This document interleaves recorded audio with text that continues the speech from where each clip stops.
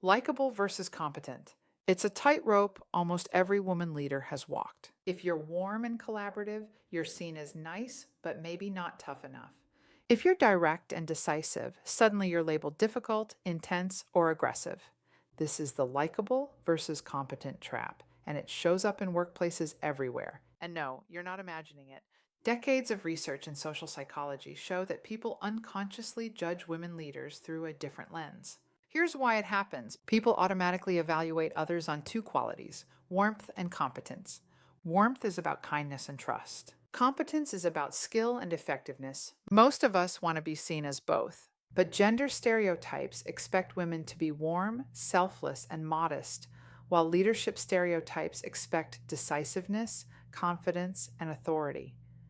When women lean into leadership, they're seen as less warm.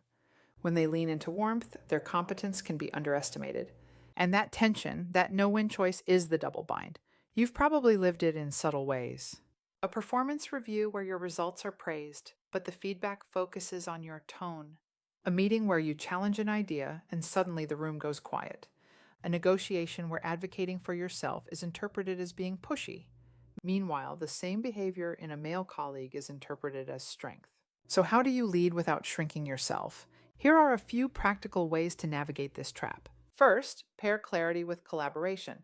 For example, I see the value in this direction, and I'm also concerned about the risks. Can we walk through them together? You stay direct, but you invite partnership. Second, anchor your communication in purpose. Try to keep us on track. Here's what needs to happen next. Or to deliver the best outcome, I recommend we. Purpose-based framing helps your message land without unnecessary pushback. Third, ask for specifics when you get vague feedback about being more approachable. Say, approachability matters to me. Can you share a couple of concrete examples? This shifts the conversation from personality to behavior. Fourth, when advocating for yourself, link your request to impact.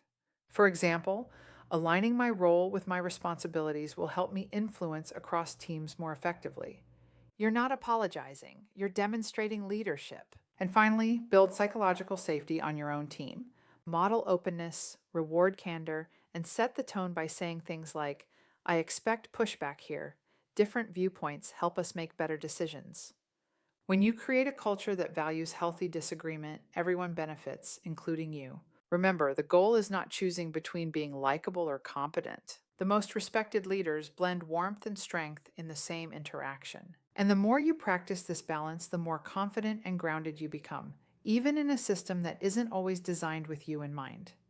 You don't need to shrink to fit outdated expectations.